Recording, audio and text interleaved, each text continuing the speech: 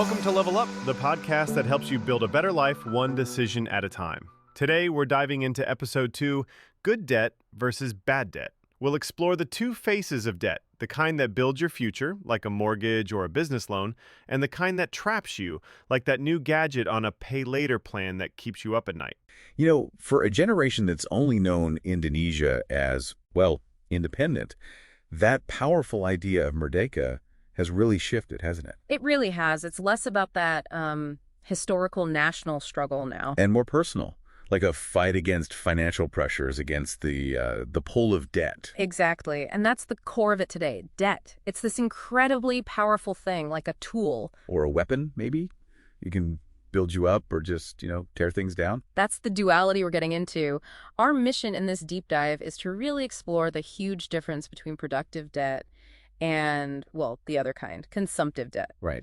Because understanding that, really understanding it, that's like the first step for you to find your own merdeka. Financial independence, self-reliance. Okay, so let's start with the good side then. Productive debt. What is it, really? It's not just borrowing money, is it? No, it's strategic. It's about using borrowed funds, leveraging capital to get assets that are likely to grow in value or actually generate income for you. So the goal is that the future gain outweighs the cost of borrowing it in the first place.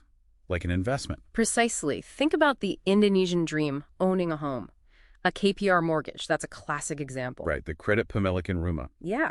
You're borrowing to buy an asset, your house, which usually appreciates over time. It's a hedge against inflation, too. And it fits with the government wanting to build more homes, right? That 3 million target. Absolutely. And crucially, your payments build equity, ownership. It's not like rent where the money is just gone. Okay, so that's one big one. What else? Well, think about ambition.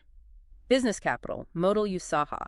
Indonesia's creative economy is massive. Over, 1,300 trillion rupiah? Wow. Yeah, lots of young entrepreneurs. Exactly. So taking a loan to buy, say, equipment for your design business or inventory for your online shop or even for marketing to get more customers. That debt is creating something. It's fueling an enterprise that generates income. It's investing in productive assets. Now, look, even good debt isn't risk-free. There are always risks. Sure, things can go wrong. But it's a calculated risk. You go in with a plan, an expectation of return. It's not impulsive. That's the key difference from the other side of the coin. The seductive side. Consumptive debt, the bad debt. Yeah. This is borrowing for things that, well, they lose value. Goods, services, stuff you consume. It gives you that instant buzz. Instant gratification. But it basically steals from your future options. And the pinjol, the online loans, and pay later schemes, they're everywhere. Oh, they are. So easy to access. Click a button almost. Deceptively easy. Yeah. And behind that ease, often predatory interest rates, really aggressive collection methods. It's a trap waiting to spring. It can be devastating. We look into some real stories like this guy Nathan, 25 years old, got a small loan, like 600,000 rupiah. For what? Just on, snacks, casual spending. Yeah. But it spiraled. He got caught in a gambling problem, took out more loans from different places to cover it. Ended up owing over 50 million rupiah. And the harassment, over 100 calls, messages, every single day. Abusive stuff. That's horrific. And sadly, not unique. There's a whole psychology they tap into, right? That pay later marketing. Yeah, buy now, pay later without burden. That's a common tagline. Without burden, it's nonsense. It normalizes spending money you don't have, especially for younger people, 18 to 35. Plus, there's all the social pressure, FOMO, looking successful. Keeping up appearances, it feeds right into it. And this isn't just anecdotes. The national data backs this up, this worrying trend. It really does. The SNLIK, that's the National Survey on Financial Literacy and Inclusion for 2025, it paints a stark picture. What does it show? Well, financial inclusion, having access to services is pretty high, like 80.51%. People can get loans, accounts. But financial literacy, actually understanding how it all works, the risks, the benefits, that's lagging way behind, only 66.46%. So there's a gap. People have access but don't fully get what they're getting into. Exactly. A literacy inclusion gap of over 14%. More people are vulnerable because they have the tools but not the knowledge. And the youth NPL data. Yeah. Non-performing loans on those pinjols.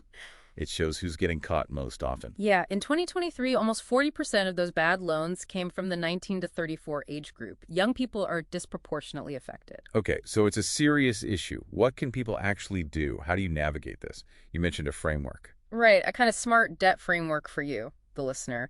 It starts with asking the right questions before you borrow. Like a litmus test. Sort of. Yeah. 4 key questions. 1, will this thing I'm buying actually generate value or appreciate? Is it an asset or just stuff? Okay. 2, is this for a genuine long-term need or is it more of a short-term want? Be honest with yourself. Right. 3, does taking on this debt actually align with my bigger financial goals?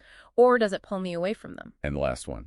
Does the benefit, the real benefit, outweigh the total cost, including all the interest and fees? Really crunch the number. That's a solid test. Any rules of thumb for borrowing responsibly? A big one is measuring your ability to pay. Keep your total monthly debt payments, all of them, mortgage, loans, everything, ideally below 30%, maybe 40% at most, of your gross monthly income. Okay, that's practical. And, crucially, build an emergency fund. Having that buffer means a small, unexpected expense doesn't force you into bad debt. Good point. And if someone listening is already caught in a debt trap, what's the first step out?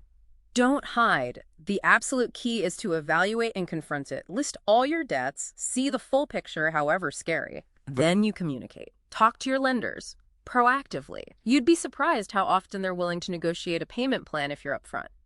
Ignoring it just makes it worse. So facing it head on. Yes. These steps matter because ultimately debt itself isn't the enemy. Right. It comes back to that idea debt is a tool, a powerful one, not good or bad on its own.